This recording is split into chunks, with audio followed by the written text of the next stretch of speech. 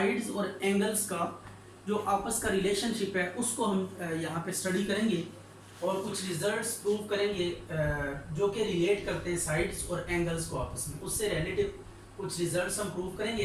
तो ये थ्योरम है फर्स्ट, इसमें हम देखते हैं क्या कह रहा है। If two sides of a triangle are unequal in length, कहते हैं अगर किसी ट्राइंगल में दो साइड्स ऐसी हैं जो कि लेंथ में इक्वल नहीं है, दो साइड्स ऐसी हैं जो लेंथ में इक्वल नहीं है, तो देन उनके जो ऑपोजिट एंगल्स होंगे वो भी इक्वल नहीं होंगे, पहली बात। और दूसरी बात, जो बड़ी साइड है उसका ऑपोजिट एंगल छोटी साइड के ऑपोजिट एंगल के मुकाबले में बड़ा होगा।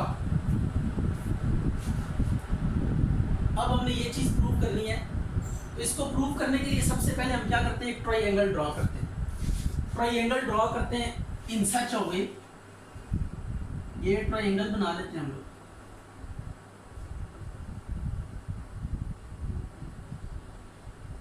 ये एक ट्राइंगल हमने कंस्ट्रक्ट कर लिया, मैं इसको थोड़ा मैग्नीफाई कर लेता हूं।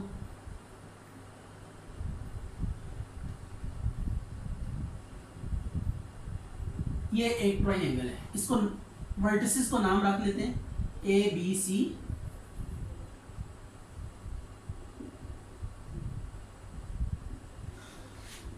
ये हमने इसके वर्टिसेस को नाम दे दिया, ये ट्राइंगल ए बी सी हमने ड्रॉ। अब इसमें आप ये दो साइड्स ले देखें, इस साइड को अगर हम कंपेयर करें इस साइड के साथ, तो ये साइड ए बी वाली साइड छोटी नजर आ रही है और ए सी वाली साइड जो है वो बड़ी नजर आ रही है। ए बी वाली साइड छोटी है, ए सी वाली साइड बड़ी है।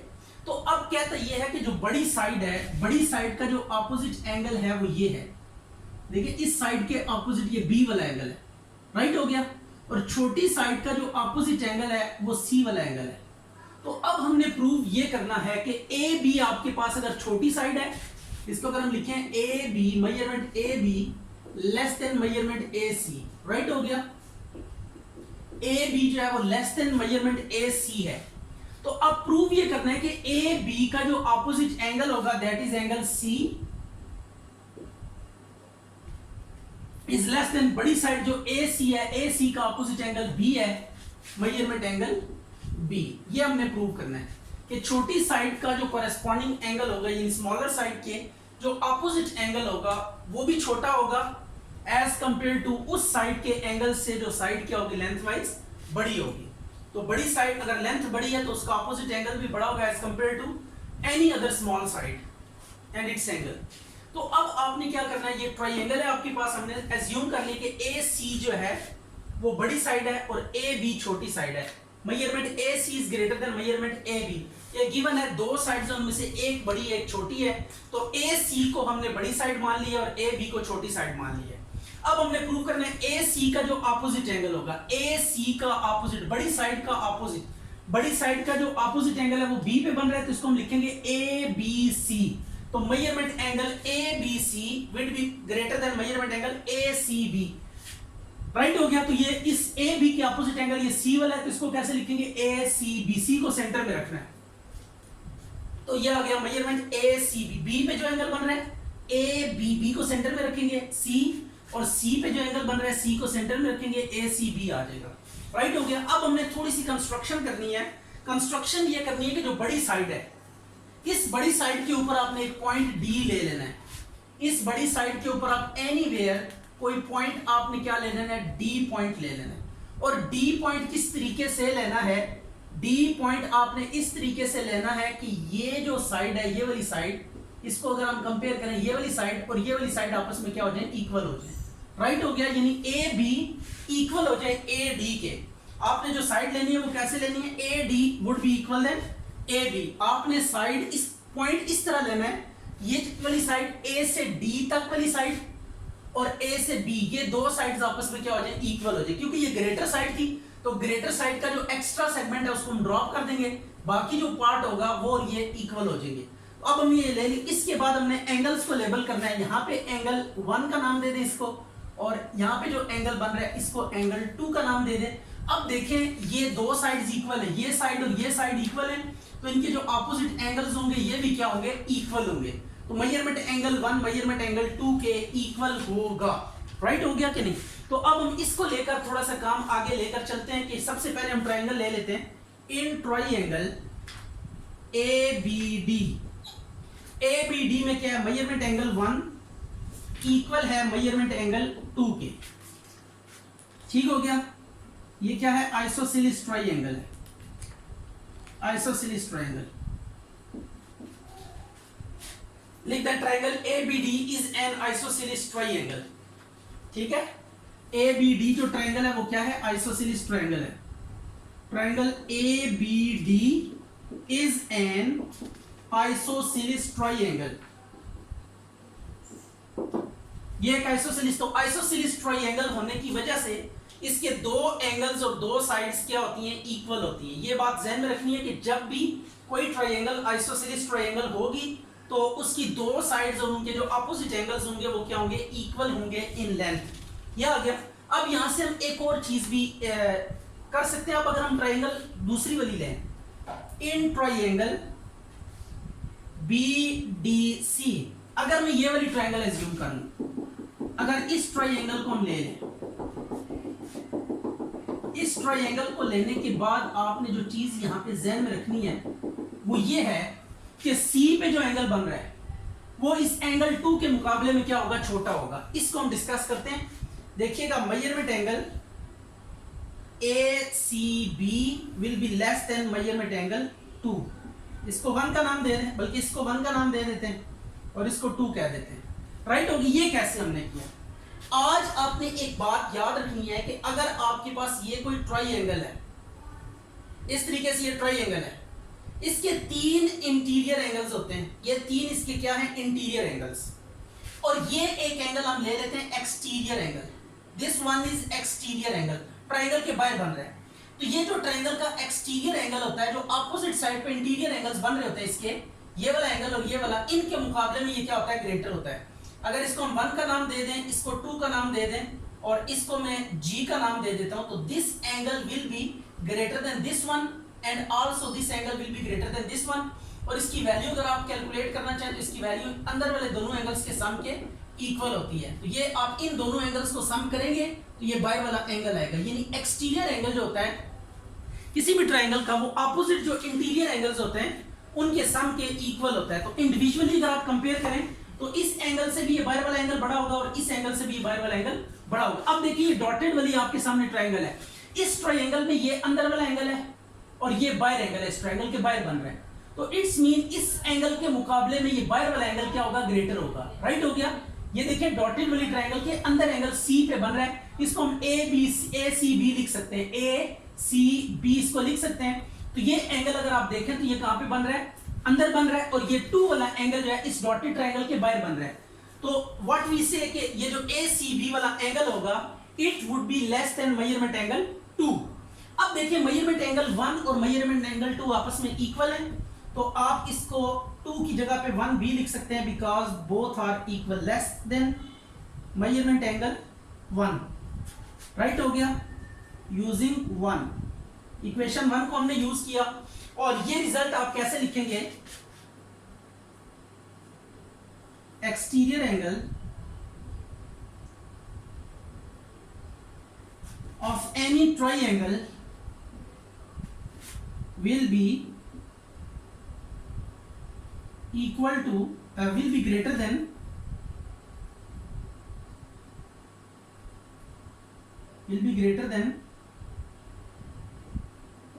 both the interior angles by the side opposite to it. ठीक है, ये आपने बात याद रखनी है कि जो आपके पास ये इंटीरियर एंगल है, ये जो एक्सटीरियर एंगल है, एक्सटीरियर एंगल के ऑपोजिट अगर साइड आप देखें तो ये साइड है, इसके ऑपोजिट ये साइड है, एक्सटीरियर एंगल के ऑपोजिट। अब इस साइड के जो एंगल्स हैं, इस साइड, इस एक्सटीरियर एंगल के ऑपोजिट वाली साइड की ये 2 एंगल्स हैं, ये एक एंगल बन रहा है और एक ये एंगल बन रहा है। तो इन दोनों के मुकाबले में ये वाला एंगल क्या होगा, ग्रेटर होगा। राइट हो गया। ये हमने लिखा, फिर 1 और 2 को कंपेयर करके यहां पे पहुंच गए। अब एक चीज आप ध्यान में रखें, हम यहां पे एक काम कर सकते हैं कि मेजरमेंट एंगल ABC जो होगा, since measurement angle A B C, ये जो measurement angle A B C है, this one is measurement angle A B C, B पे बन रहा है ए बी बी सी, इनके बीच में एंगल बन रहा है, तो measurement angle A B C is equal to measurement angle 1 plus measurement angle D B C.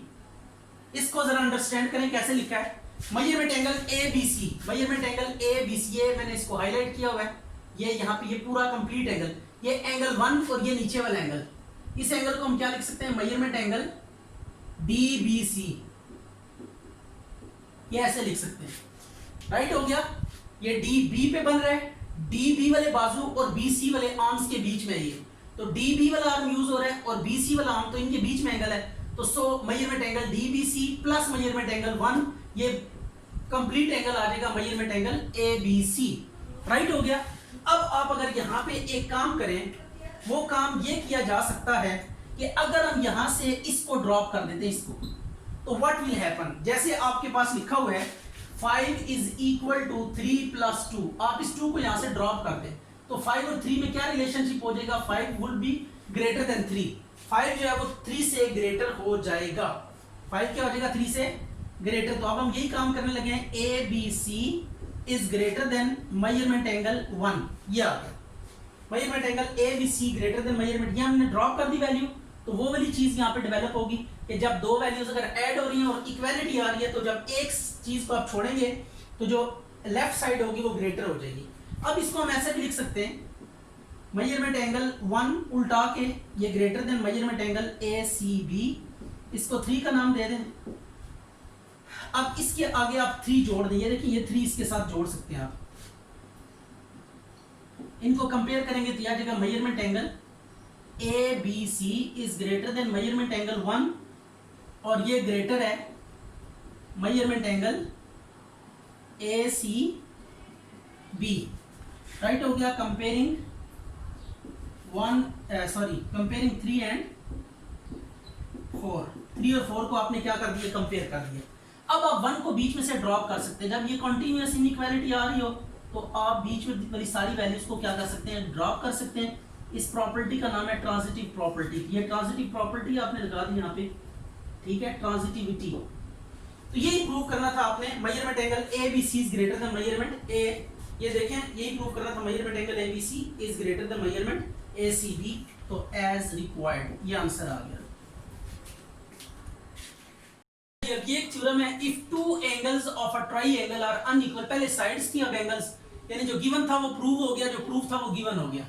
If two angles of a triangle are unequal in measure, to the greater angle is longer than the side opposite to the smaller angle, यानी बड़े angle के सामने जो side होगी वो बड़ी होगी और छोटे एंगल के सामने जो साइड होगी वो छोटी होगी, ये प्रूफ करना। मैं अज्यूम कर लेते हैं कि ए वाला एंगल बड़ा है बी वाले एंगल से, तो बी के सामने जो साइड है ये ए सी है और ए के ऑपोजिट जो साइड है वो क्या है, बी सी है, तो ए के ऑपोजिट बी सी, तो मेजरमेंट बी सी, यही वाला ऑर्डर, मेजरमेंट ए सी, ये अब हमने प्रूव करना है। तो आपको पता है मैथमेटिक्स में प्रूव करने के लिए किसी भी स्टेटमेंट को 3 में से कोई एक टेक्निक यूज होती है मोस्ट ऑफ द केसेस में, या हम इंडक्शन यूज करते हैं या कॉन्ट्राडिक्शन यूज करते हैं, ठीक है, या फिर डिडक्शन यूज करते हैं। यहाँ पे हम कॉन्ट्राडिक्शन यूज करेंगे क्योंकि 2 रिजल्ट ऑलरेडी हमारे पास प्रूव हुए हुए, हम उनको बेस बनाकर, एक आइसोसीलिस ट्रायंगल वाला, कि आइसोसीलिस ट्रायंगल का हमने क्या पढ़ा था कि अगर 2 साइड्स इक्वल हों तो उनके ऑपोजिट एंगल्स भी क्या होते हैं, इक्वल होते हैं।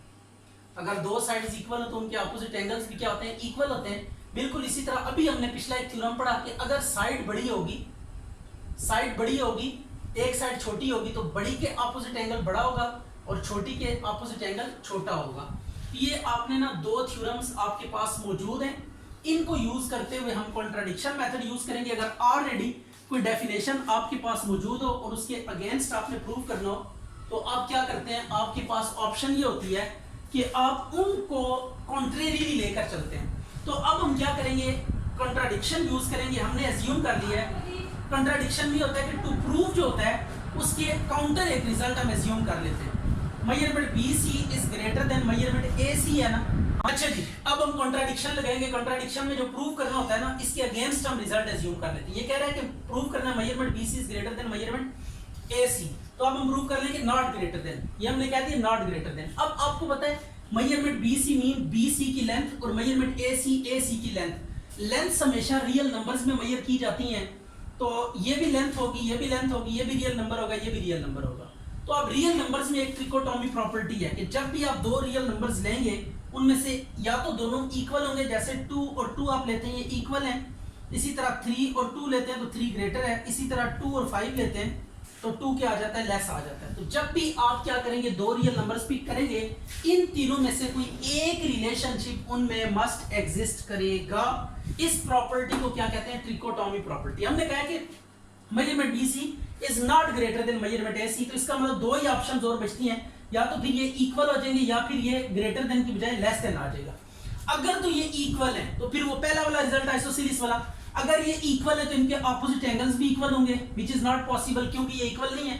ये देखें, ये जो गिवन है ना, इसको हमने ये measurement A is greater than measurement B, तो अब यहां से अगर हम ले लेना measurement BC is equal to measurement AC, तो इसका मतलब ये होगा measurement angle A measurement angle B से बड़ा है, लेकिन गिवन में है कि नहीं भाई इक्वल नहीं है, ये ग्रेटर है, राइट हो गया, तो ये नॉट पॉसिबल। दूसरा केस अब आते हैं, if measurement BC is greater than measurement AC less than measurement AC, तो अब BC के सामने A वाला एंगल है, AC के सामने B वाला एंगल है, तो ये भी क्या हो जाएंगे, लेस हो जाएंगे। अब ये भी देखें, गिवन के साथ इसको कंपेयर करें, गिवन के साथ कंपेयर करें तो इधर ग्रेटर देन है, ये लेस देन आ रहा है, ये भी पॉसिबल नहीं है क्योंकि गिवन को हम कभी भी वायलेट नहीं करवा सकते।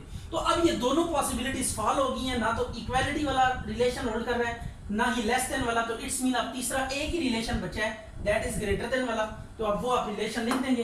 तो इट्स मीन जो हमने सोचा था वो गलत सोचा था, हमने क्या सोचा था, नॉट ग्रेटर देन, ये गलत हो गया क्योंकि बाकी जो दो ऑप्शन है वो भी फिर गलत हो रही है, तो तीनों तो गलत नहीं हो सकती, तो जो दो हैं वो गलत हो सकती हैं क्योंकि तीसरी हमने खुद से अज्यूम की थी, तो वो बात हम ठीक कर देंगे, 10 measurement BC is greater than measurement AC। तो ये कंपैरेटिवली इजी थ्योरम है। अगर आपको ये पिछले दो थ्योरम्स के रिजल्ट हैं, इनको हमने यूज करके आपने कंट्राडिक्शन क्या लगानी है इसके ऊपर लगा देनी है, और कंट्राडिक्शन से जो दो इससे प्रूव होने वाले रिजल्ट्स हैं वो फॉल्स हो जाएंगे, तो अल्टीमेटली हमारे पास क्या बचेगा, ये वाला रिजल्ट बच जाएगा।